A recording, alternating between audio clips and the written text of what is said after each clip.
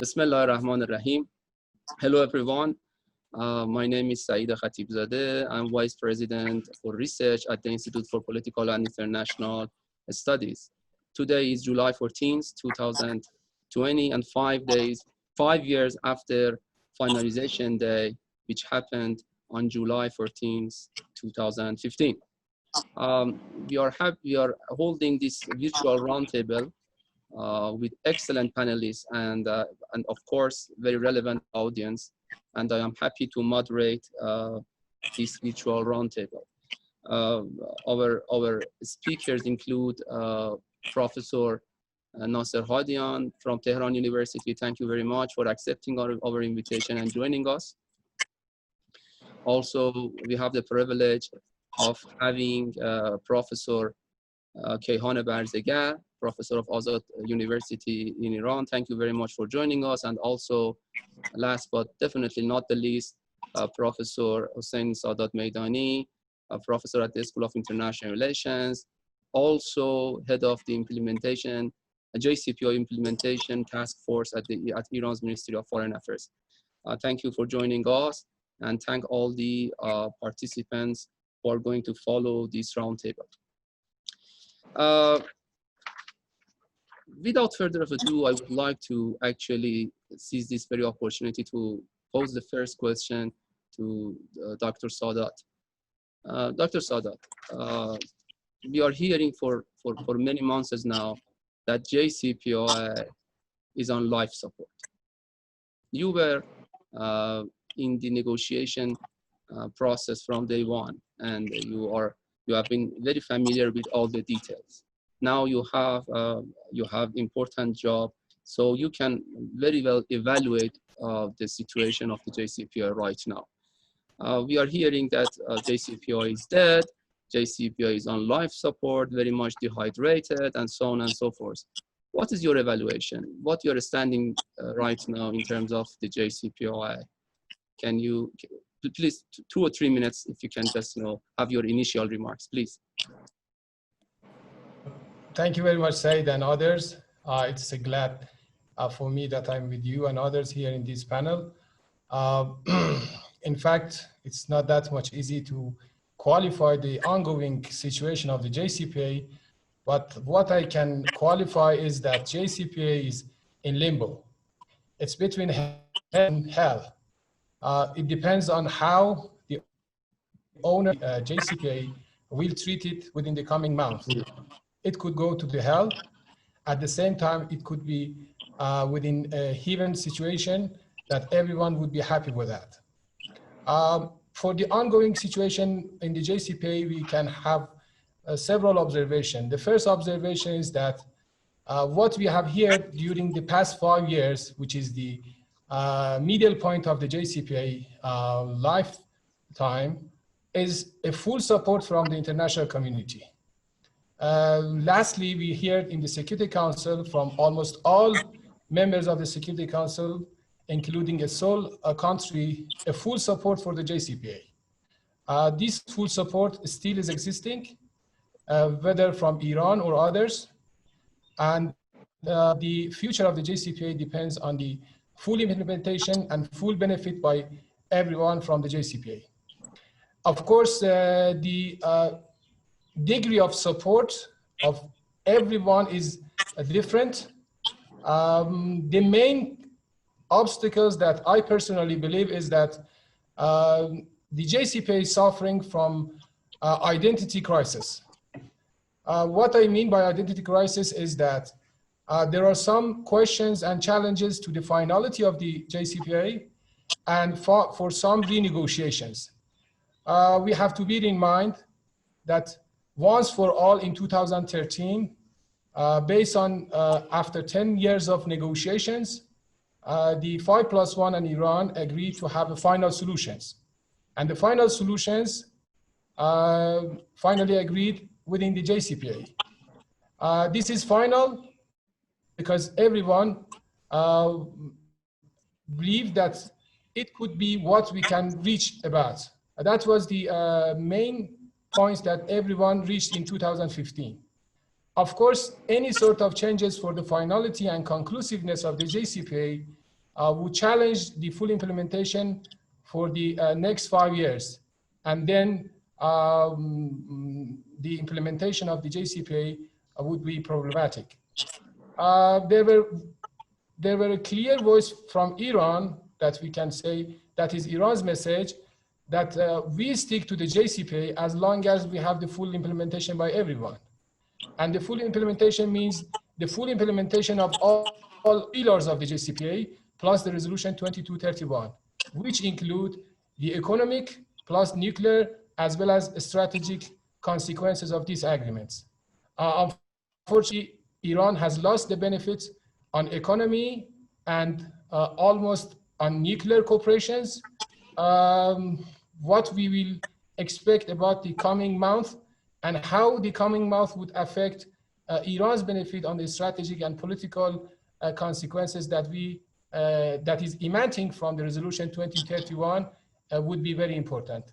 That is what I can say, preliminary remarks about the ongoing situation within the JCPOA. Hussein, do you consider JCPOA dead?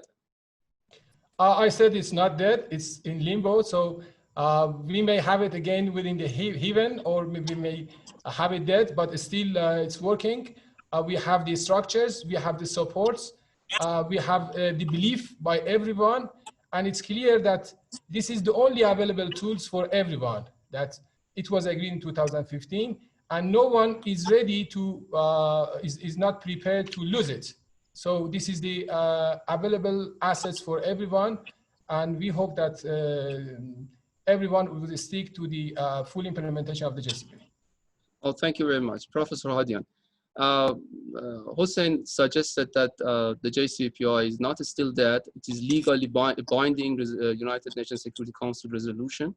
So legally is binding still and is alive, but apparently it doesn't work very much for Iran, because for the JCPOA, there are sanction relief aspect to the JCPOA, as well as he said, a strategic aspect to the JCPOA, which is very much under the danger by what United States is actually doing by imposing unilateral unlawful extraterritorial sanctions on Iran, and also by punishing others who are trying to actually honor their commitment under the JCPOA.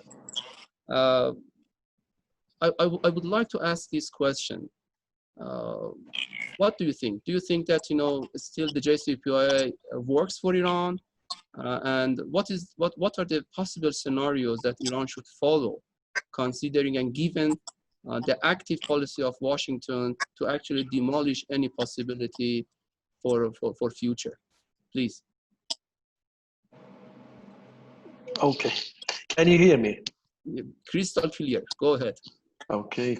First of all, thanks a lot for giving me a chance to share my ideas with you and your audience. The way I would characterize basically the situation of the JCPOA is not fundamentally dissimilar with what Dr. Husseini said. It has a chance to be revived. It has a chance to be still useful and helpful. But in order to achieve that, I guess the conditions which were conducive to JCPOA should be reconstituted again in order to make it beneficially for everyone. To me, the United States, I'm talking about the President Trump administrations, basically did not face the choices which President Obama faced. President Obama perceived that Iran is making a bomb. And in order to stop Iranian bomb, he thought they should wage a war. Both of those choices and options were very bad. He didn't like them. Thus, we had the JCPOA. President Trump never faced those choices. Thus, that was relatively easy for him to withdraw with not that much cost. So unless we reconstitute the same conditions, I doubt even President Biden would go back to the JCPOA, isn't it? Why he should go back. Thus, I think we have to reconstitute those conditions again. And the key phrase, that the key word for us should be building capacity. In the nuclear field, in the regional field, in the missile field, and domestically. They are all important because once we make those capacities, then we are going to be in a good condition to negotiate again with the Trump administration or with the Biden administration. But absence of those capacities, absence of reviving those threats, I doubt we can achieve our objectives. We can ask the others to go back to the JCPOA. I don't see the European have both the will and the capability. Of course, more the will. If they want to get wet, if they want to get sweet and get wet, they have the capability to stand against the United States. But in their strategic calculus, they think, why? Thus, they would try to be either irrelevant or just support verbally, basically the JCPOA. So for us, it is very important to build those capacities and to revive and reconstitute the conditions which I mentioned. That would rather, if I don't want to say force them, rather persuade them strongly to go back to the JCPOA.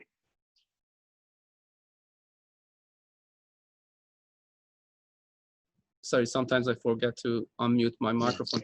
Nasser, Tehran and those who advocated the JCPOA from day one, who negotiated the JCPOA, Iran's nuclear deal, has always said very crystal clearly, actually, that JCPOA has negotiated in full details.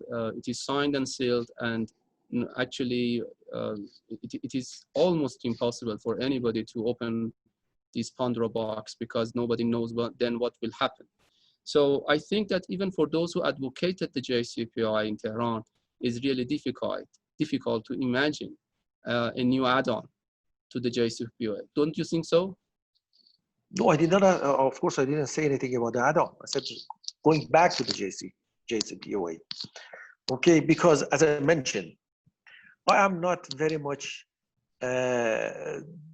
sentimental about the legality of a document, but to be a treaty or a plan of action, so forth and so on. I would look at it very realistically.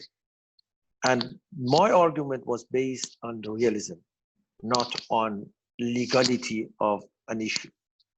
Okay, so that's why I normally hardly ever concentrate on legality of document or whether the documents to be a treaty or not. We think that, okay, if it was a treaty, then for instance, President Trump would have not violated the treaty. No, he would have done it, and he will in the future. So my point is those conditions. What were the conditions that rather persuaded, convinced everyone to have the JCPOA? The conditions were not present under President Trump. We have to reconstitute that. And I guess we have taken some measures for that, and we have to pursue and continue that type of action. In the nuclear part, we have already reduced our commitment. We have to do it in a stronger way. And also we have indicated and proven to the other side that we are ready for the war. We are not scared of the war. So we have taken a number of measures to convey to the other side that yes, we are ready for a potential war. Although we don't want a war, no one wants the war, but in case it happens, we are ready for it. Okay, thank you. Actually, your answer raised more of questions, but I leave it for the rest of our exchange. Kayhan, Professor Barziger, Dr. Sadat Meidani talked about the strategic aspect and security aspects of the JCPOA, or if I can recapitulate what he said, JCPOA is also security sort of understanding, both on international level and possibly on regional level. Also, Nasser talked about the strategic calculus. I would like to start first with the strategic aspect of the JCPOA and link it to the regional developments and what has been happened from the time that the deal was signed. There were those who were not happy of this settlement on this artificially manufactured crisis, and those who were happy but couldn't actually help a lot to sustain this JCPOA. I would like to focus on this aspect of the JCPOA and ask if you see any alternative to the JCPOA, legally, security-wise speaking, and do you think that alternative to JCPOA are beautiful or not? Well, thank you very much. I appreciate for including me at this interesting session. I'm very sorry that we are at this stage. We could have been in a better situation, because when I remember that in 2015 we reached that agreement, the hope was that by implementation of the principle of the JCPOA, we could extend cooperation to other areas, such as regional cooperation. But in that time, I remember that the Iranian official stressed that we need to get to some trust first, and then we go to the second level. That unfortunately that did not happen. Then President Trump came to the office, and the situation has changed. I personally believe that in that time, the US, because of its strategic constraints, realized that for containing Iran's regional power and to somehow manage Iran's nuclear program, tried to sign an agreement with Iran. And they say themselves that they expected that this agreement go beyond only the agreement and reach to the regional issues and even limiting Iran's missiles program. But that didn't happen because the situation is completely different. They are separate. And right now, what we are witnessing is that we are dealing with an agreement that the other side would like to make it as a new agreement to cover, new aspects of cooperation, which is in practice impossible for Iran, because the fact of the matter is that Iran at the same time wanted by JCPOA to strengthen its regional power. And this is exactly the opposite, aim of the other sides. By strengthening its regional power, I mean bringing stability, prosperity, integration with regional economy. These were the Iranian, aims by President Rouhani at the beginning, that we are signing the deal to reach some kind of cooperation that could be, beneficial for both sides, the so-called win-win situation. But now we are in a dilemma kind of condition. At the same time, the Trump administration withdrew from the nuclear deal and is trying to cover it and extend it to other issues, which is not possible for Iran, and it's a red line, as I understand. And the impression in Tehran is that the Trump administration would like to somehow weaken Iran's deterrent power. We know that they are following a kind of zero export oil policy to put pressure on Iran so that Iran collapse from inside, which is a red line, and it is the issue of the survival of the state of Iran. So in my belief, right now we are dealing with a kind of conundrum. The Trump administration is trying to force Iran to get back to the negotiations in its saying a big deal, but at the same time we have the Iranian side which is thinking that there is no trust with the Trump administration aims and intentions, and the only thing that is left for Iran is deterrent power and its influence and role in the regional equation. So what we are dealing is that we are the maximum pressure policy on the one side, and we are the maximum resistance policy on the Iranian side on the other side. And the logic of this is that the Iranian from inside, I mean from the domestic politics, are convinced that for tackling a bigger security threat, they need to be mobilized to tackle this threat. And the unpopularity of the Trump administration in Iranian domestic politics has helped this policy to continue. Otherwise, a country cannot continue its regional policy without, domestic public supports. Right now, Iranian policy in the region is popular because it is related to Iran's national security. Therefore, I think the Trump administration aims to somehow, bringing a new kind of deal has a challenge in itself, because it cannot convince the Iranian domestic politics that it is in the benefit of the state to go to a new deal that cannot, somehow fulfill the Iranian aims and principles when it goes to economic, growth and political stability for the state of Iran.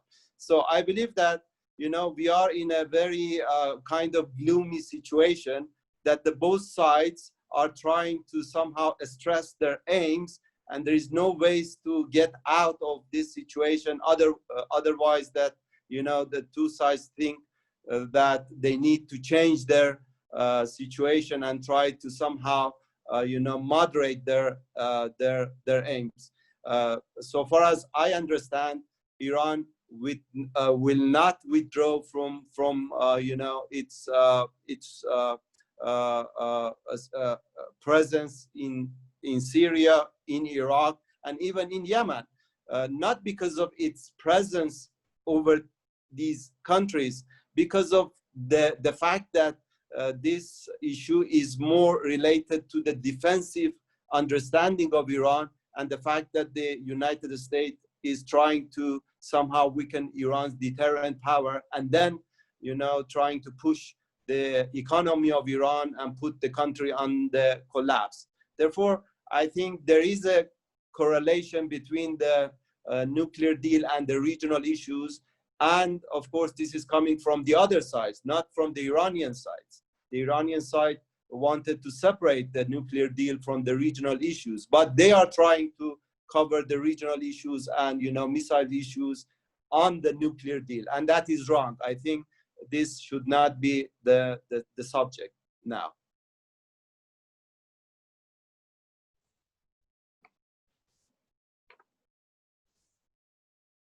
Again, thank you very much. Actually, before asking my next question from Hussein, I would like, because you talked about a little bit of what the United States is trying to achieve through this withdrawing from the JCPOA, and also domestic dynamics inside Iran and politics in Tehran.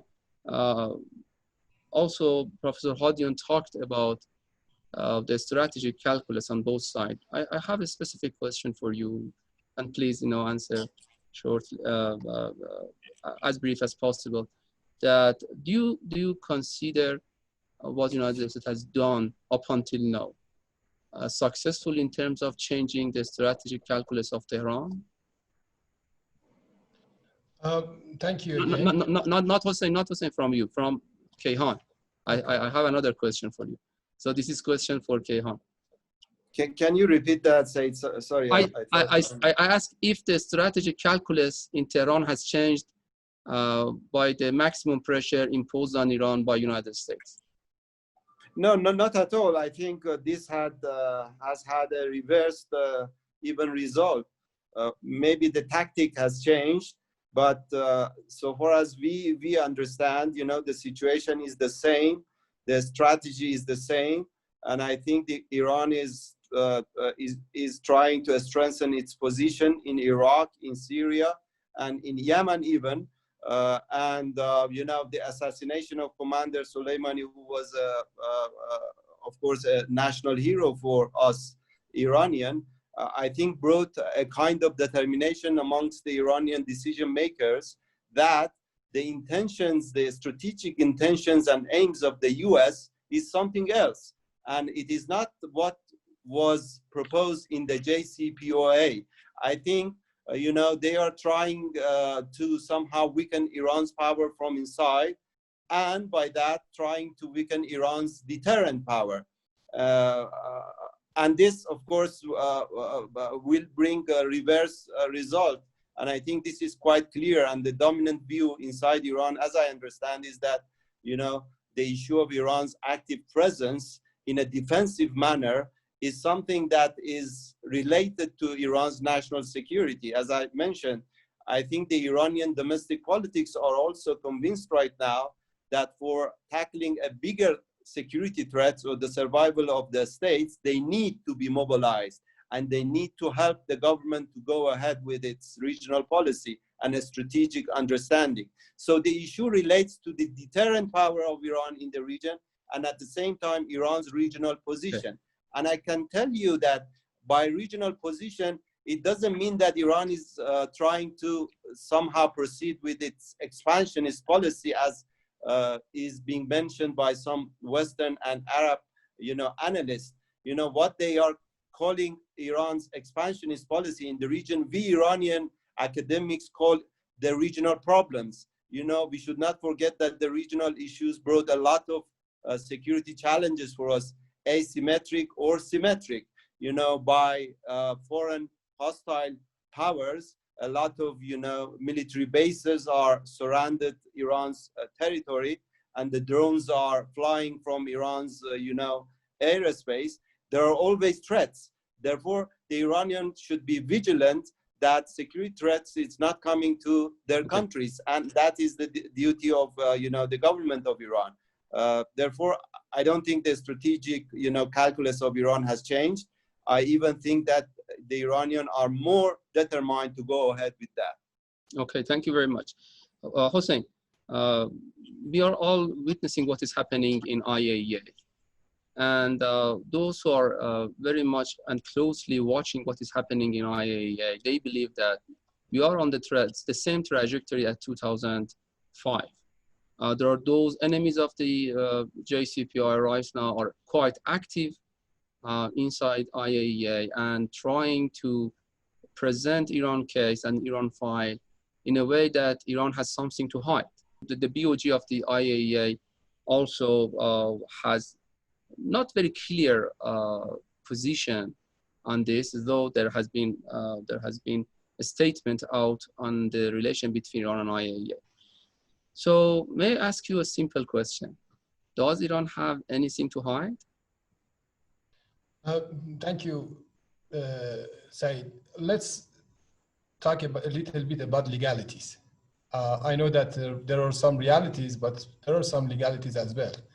The ongoing disputes and differences is related to several legal problems and legal issues and questions between Iran and others. The one on the IAEA is the same. One important issue is that if there are some parties, some concerned parties who cannot pay cost for the JCPOA, they have not made cost for the JCPOA. And it's very important, whether through the IAEA or through the Security Council. What has been happened in the IAEA BOG in June was a cost for the JCPOA. The cooperation, safeguard cooperation of Iran and IAEA is the highest among all members of the IAEA. And you can have the so-called SIR statistics, which is very clear. And there is a dispute between IAEA, which is not an important one, which is related to 17 years ago. But at the same time, the full cooperation is existing between Iran and IAEA. Of course, Iran is ready to fully cooperate with the IAEA based on the same basis that the safeguard is implementing, which is the additional protocol and safeguard implementation agreement in this case. But the same instruments permit Iran to ask for certain conditions to be met. So we do not want to have request for request. A request needs to have some sort of results and some sort of conditions. And on the disputes, Iran was clear. Until or unless the request is based on the fabricated evidences, it's not clear on the conditionalities that is existing in the relevant instruments, Iran would not be prepared to cooperate with the IAEA, and any sort of resolution or pressure would exacerbate the situation. That is the experience from the history. The history shows that Iranians are allergic to pressure and threat. The more resolution, the more resistance by Iran. That happened since 2006 till 2015, and there were no solutions. The time you had the consent and cooperations, the more consent and cooperation were provided by Iran. And that's a clear message, and that's a clear lesson from the history.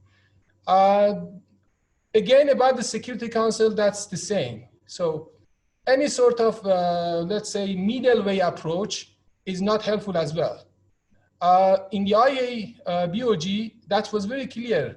9 members of the IAEA were not voted for the resolutions, including 2 main partners of the JCPOA, Russia and China. And that was not helping the JCPOA, but exacerbating the situation within the JCPOA. What JCPOA today needs is the unity between the participants, the remaining participants, and Iran and others, and the full support by others. We need the normal cooperation between Iran and IAEA. This is not the first time that there were some disputes. There were some disputes in the past. All of them were resolved satisfactorily. Personally, I think that if we would have the normal situation, the ongoing dispute can be resolved peacefully again. Hossein, can you let us more details or inform us on more details about the complementary access that Iran has provided to IAEA? Again, the statistics is clear. Iran is among the most, is one of the states that provided the most complementary access to the IAEA. I do not have the statistics now with me, but if I'm not wrong, during the past 1 year, we had provided more than 40, something like that, complementary access. And that is again a fact. That is an established fact. And this is the highest available figures that ever the IAEA had. Also, you also talked about the United Nations Security Council. I have a question on a snapback and arms embargo or arms restrictions. Arms restrictions is correct. Say. I know you have arms embargo. We do not have arms embargo. Arms embargo terminated on 16 January 2016. So let's ask a question about this, and let's talk about this. Considering what United States is doing right now, you know that 2 or 3 days ago, Secretary Pompeo tweeted and said again and again that Iran's, he says, arms sanctions and embargo should extend or must, he used must, be extended by the United Nations Security Council. Iran has had always this clear answer that United States is not in a position because United States is not anymore participant of the JCPOA. Do you think that United States can go for a snapback even more than this, and have a American snapback in United Nations Security Council format? Again, this is not a genuine issue. It is a fabricated issue. All the relevant instrument is that. We are witnessing a lawfare by the United States vis-a-vis the Security Council. The Security Council is misusing the process of the Security Council Resolution 2231. There is a responsibility for the international community to prevent Americans from misusing what they are not believing in. I'm sure that Americans even have not read fully the Security Council resolutions, which, if you let me, I will read you the text. They are referring to a legal opinion by the State Department. No one have ever seen this legal opinion. Even I think the close allies of the America has not seen that legal opinions. We do not know which lawyers we are talking about, or whether those who wrote that legal opinion is believing in law or not. But it's very clear, you know, the resolution 2231, which names the participants, it's paragraph 10. Then the Security Council encouraged the participants to resolve any issues arising with respect to the implementation of the JCPOA commitments through the procedures specified in the JCPOA. It is the text. I'm not talking about theological interpretation, which is something else, but even the textual interpretation of the Security Council Resolution 2231 does not provide any legal standing to the US to use the snapback mechanism. Of course, maybe the reality is something else. They may have the New York law for themselves. They are not going for international law. Then they may impose others, they may put pressure on others, and then they put pressure as they did it in other instances within the Security Council, in Iraq situation and others. But the law does not provide them any rights, and it's very clear. Again, paragraph 11 says the same. More importantly, paragraph 37 of the JCPOA, which says that once you want to notify to the Security Council, the complaint participant shall provide a description of a good faith efforts to exhaust the dispute resolution mechanisms under the JCPOA. Did Americans exhaust these procedures? What they did, they had a simple withdrawal from the JCPOA. Again, these are legalities. I know that maybe realities is something else, but it is not that much genuine to say that there is such rights. For the middle way approach, again, it is not appropriate. Americans come with some sort of unsubstantiated claims, and then others coming with middle way approaches for something to be extended limitedly under some conditions. This is not also helpful. If some partners are ready to help to the preservation of the JCPOA, they, again, I repeat, they have to pay cost, but not to make cost for the JCPOA. Thank you very much, Hussein. Nasser, can I ask you a question which is a sort of continuing the previous question and answers that Hussein provided? He mainly suggested that middle way approach is not possible, is not acceptable by Iran. Also, Foreign Minister Zarif, in his remarks in United Nations Security Council meeting on the JCPOA, very clearly said that lifting arms restrictions are inseparable, quote unquote, part of the JCPOA. What does it mean? It means that Iran would end to the JCPOA if it happens. And what do you think from what do you think that about the scenarios ahead? You have to unmute, Nasser. You have to unmute. Okay, thank you. I guess Iran has already indicated that any such a kind of actions which we perceive to be vital to our interest can lead us to withdraw not only from the JCPOA but rather from the NPT. So the heads of governments of European have been informed about that, and I guess basically on embargo or restriction may be one of those reasons. Of course, it all depends to what extent they are doing it and how much we assess the damage would be. But in general, although in real term is not fundamentally very crucial for us, because the United States, to me, as I have already discussed this elsewhere, to me, this is to a large extent a game by the United States. United States already know that, the end results of this process is defeat, basically. But why US wants to go for such a defeat?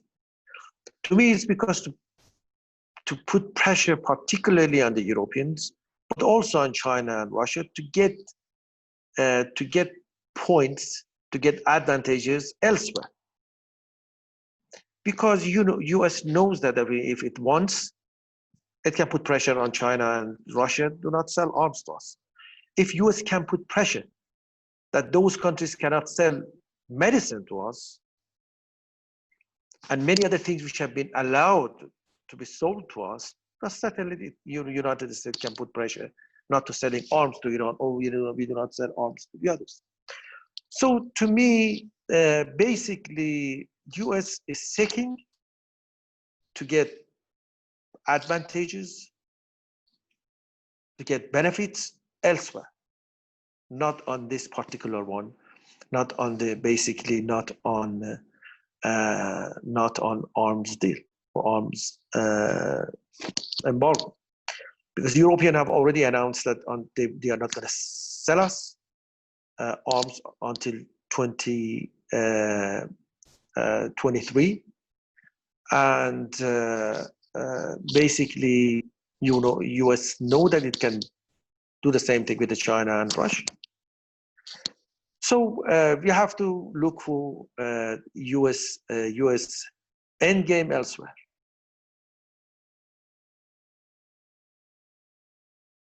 I have to unmute as well. You talked again about Europeans, and I would like now to focus more on Europeans. Tehran has always tried to communicate with all the participants in the JCPOA, more important with Europeans, because European Union is actually has the role of coordinating role in the JCPOA. From the time that Trump withdrew from the JCPOA, Europeans sent actually a message to Tehran that try to remain in the deal. You are going to compensate what the United States has actually done. You are going to save the JCPOA. You are going to preserve the JCPOA. But Tehran has always argued that the way that Europeans are doing this is to appease Trump and Trump's administration, and Trump has shown to everybody that is not appeasable, and nobody can appease Trump. Again, what we are hearing these days are just indicating that Europeans again are thinking of middle way and trying to find a way to actually get benefit out of the proliferation aspect or non-proliferation aspect of the JCPOA, but not paying due attention to Iran's benefits out of the JCPOA. Do you think that it is stable? Do you think that it's a durable? That Iran can continue work with European in this way, given that Foreign Minister Zarif has sent on July 3rd, if I'm not mistaken, a letter to Borrell that Iran, for the 7th time, I think, triggering the DRM mechanism in the JCPOA, which is dispute resolution mechanism embedded in Article 36 of the JCPOA. So how do you see the situation between Iran and Europe on this? Unfortunately, Europeans have shown not just only to us, but rather to the world, that they are strategically almost irrelevant in any strategic calculus of basically a lot of players. So that can be safely concluded from what happened in the last few years. Not just only basically about the JCPOA, but about a number of other issues. From the NATO, from the climate change, so forth and so on. They have proven that they are not in a position to influence the American decision. They are not in a position to punish Americans for their behavior. In fact, they are not in a position, because what US is asking is to violate the Security Council resolution. But Europeans just cannot do anything about it. Someone calling for explicitly violating the United Nations Security Council resolution. So at most and at best, Europeans are good facilitator, a good lubrication, sorry to use the word. That's what they have shown to us. So we cannot, in our strategic calculus, to count on that much on the European to play a major role. And strategically, yeah. Nasser, you said that they are irrelevant to Tehran politics and irrelevant on many strategic issues. But is it because they do not have will, or they do not have the capacity or capability to deliver what they think? No, the point is, of course, I don't want to be naive. I know their understanding because I have talked to many of them repeatedly. So let's not forget that the strategic interest lies with having a closer relationship with America. Let's not forget that they have the most basically economic relationship with the United States, culturally, politically, economically, militarily, security. Wise, they are far closer to America. So we understand that. But the point is, even considering all those things, as Kerry told the Europeans, they have a commitment. Yeah, it is true that the relationship is far deeper and far broader than with us, but I still have a commitment because the world is looking at them, and in their views of major players, of regional and international players, they are going to come to the conclusion what the Europeans can do. So, European force, if they have the will, they can challenge the Americans. If America can punish the European firms, which are, they claim, private, which they are private, but why Europeans cannot penalize their own companies? I'm not telling that penalizing the American companies, which would have been fair to do it, but they can penalize their own companies. Just imagine that you are a CEO of Siemens or Total. I mean, if they tell them choose between the Iranian market and the American market, so certainly they will choose the American market, but Nasser, not the Iranian market. Nasser, you know that on one side of this equilibrium is a very I can say, I try to be frank, aggressive, state of United States in terms of the JCPOA, trying to enforce, implement, and punish those who are actually implementing their obligations under the JCPOA. So on one side of the equilibrium is a state, United States as a government, as a state. On the other side, I was coming to it. No, on the other side I will get there. No, so okay. It's Iran. That's exactly what I said. It's not Iran. It's not Iran. On the other side of the equilibrium is some private banks, some private companies, some multinational companies still are private. So Europeans, Europeans are trying to convince these companies that you have to do business with Iran while a state is trying to punish them. That's exactly what I was answering. If you would have waited for one more minute, I would have answered the question. Go ahead. So the CEO of the Siemens, which is a private company, or Total, choice is so clear. They're going to choose American market. So, but if they are being told by their own government, by the Europeans, if you leave Iranian market, you are going to be penalized for $4 billion, $5 billion. Then, that's exactly what the Americans are doing. Then they have to think twice. Yes, if they go to the Iranian market, America are going to penalize them for $5 billion. If they leave Iranian markets, then Europeans are going to penalize them for $5 billion. So they have to think now what to do, okay? So that's what I mean, that they can push their own businesses, their own firms, their own companies to have to stay there. They could have done it.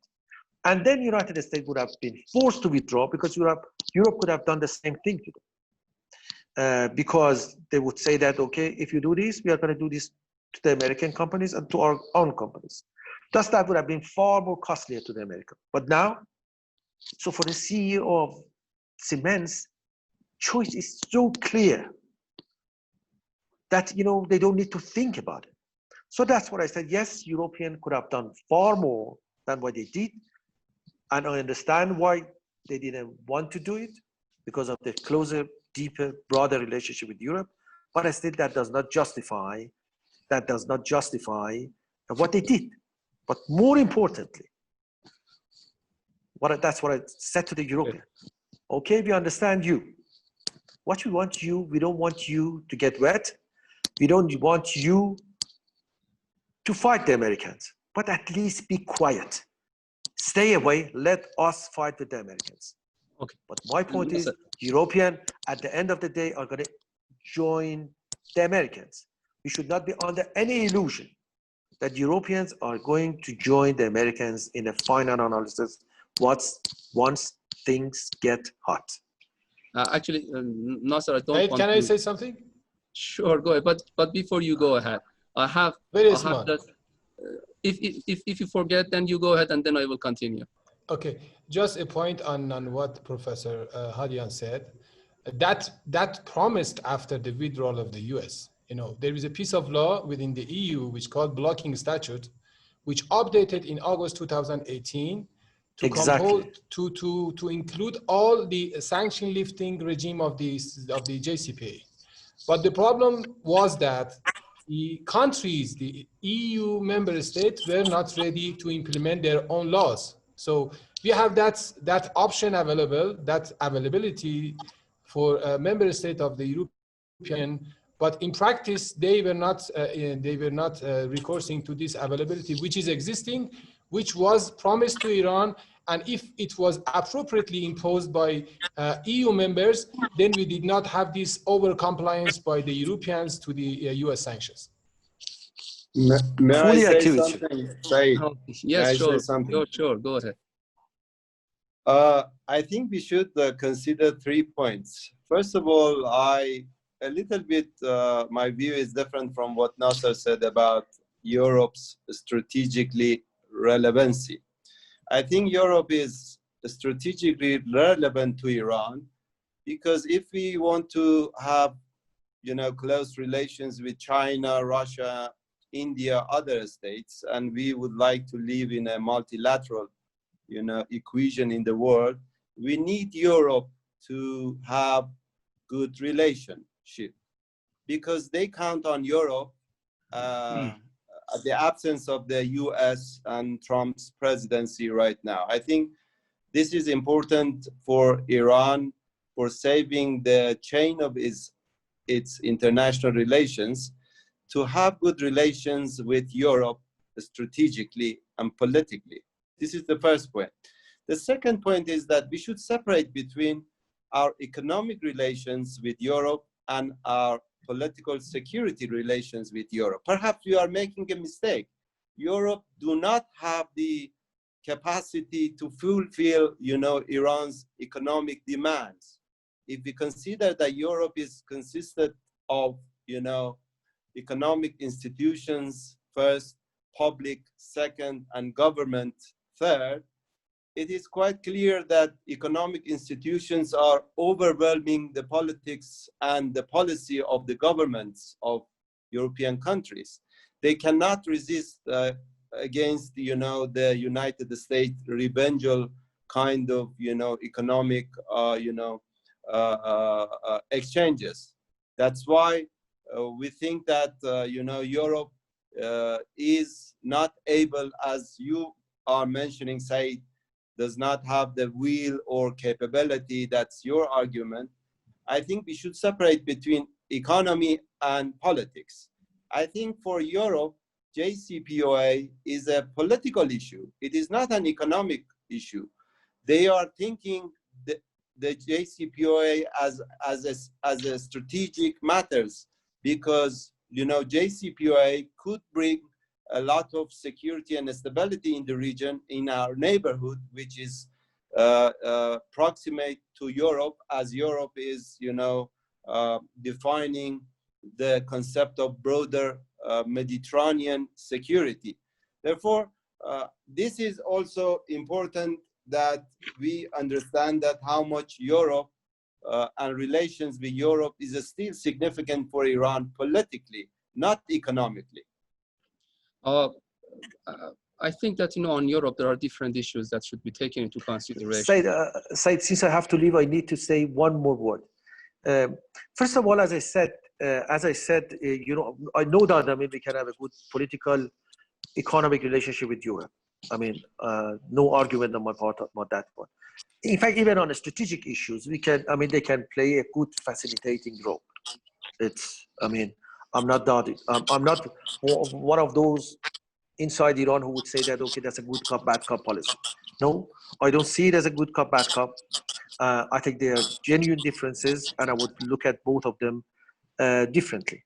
But my point is, but on strategic calculus of ours and on a strategic security issues, I'm not talking about political issues. I'm not talking about soft politics, or I'm not talking about the cultural or economic issues. Yeah, I mean, certainly we can have a very good relationship with Europe on those things, and possibly that would be much easier. My point was basically regarding the hard security issues that in our calculus, we have to think that we have to deal with America directly. Sorry, I have to leave. I say, as you know, about other commitments. I have to leave know, no, right sir, away. but if you stay with us for the next 2 or 3 minutes, we are going to wrap up, okay? Because we are almost 1 over of our discussion. Just bear with us for 3 minutes, and then we wrap up. I promise. First of all, I think that on Europe, which is very important, Europe has lost a little bit of Tehran. And I would like to second what Nasser said about, I'm sorry, I have lived and have based in Europe for many years, but I have said that Europe has losing its relevance to Tehran politics because of many reasons, including that the JCPOA works for them right now, but doesn't work for Iran anymore. And they have lost Tehran as they have lost Washington, because middle way policy always doesn't work, middle way approach, as Hossein said.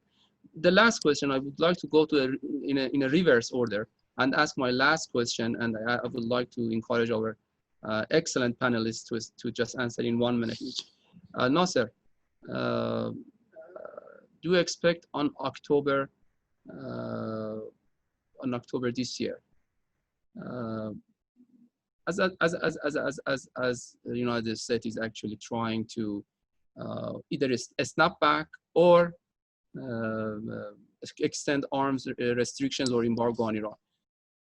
Do you see Iran is actually ending its participation to the JCPOA if it happens? My personal view of what my recommendation would be, we should not do. Okay, because it's not all that important for us. But my prediction would be yes, Iran would withdraw. Okay, thank you. Precise, right to the point answer. Kayhan, United States has passed all the red lines, not just the assassination of top Iranian General Qasem Soleimani, but also has tried to sanction the totality of Iran's economy, delegitimize many trends and many aspects of Iran's political system, and many things. Do you think that Iran should go for further pushback vis-a-vis United States? I think this is already happening, because this was a governmental issue, the maximum resistance policy. Right now, from inside Iran, I see a great deal of the people are following this policy. I mean, as I mentioned, President Trump is very unpopular inside Iran because of sanctions, because of visa limitation, because of a lot of issues. Therefore, if he hopes that by this maximum pressure policy could somehow weaken Iran from inside, he is going in a wrong way. I believe that a strong Iran will better talk rather than a weakened Iran. He is going in a reverse situation. Thank you very much. So Iran is ascending, though United States is passing all the red lines and the maximum pressure. I have final question for Hossein. Hossein, you as the head of JCPOA implementation task force at the Iran's Ministry of Foreign Affairs, what do you see as the main challenge that may kill the JCPOA and the merit of the JCPOA? No respect for the finality. If there is no respect for the finality of the JCPOA, then we have to expect a situation where no longer we will have the JCPOA. Full respect for the JCPOA may produce the next agreements, but no respect to the current agreement will kill the only available format that we have. Well, thank you very much. I think we had a very rich exchange, though it was less than 1 hour. Thank you to our excellent panelists, and I'm really sorry that we cannot take questions from audience. I hope that we can continue this, and please join me to appreciate our excellent panelists and excellent speakers. I hope to see you everybody soon in near future. Thank you very much.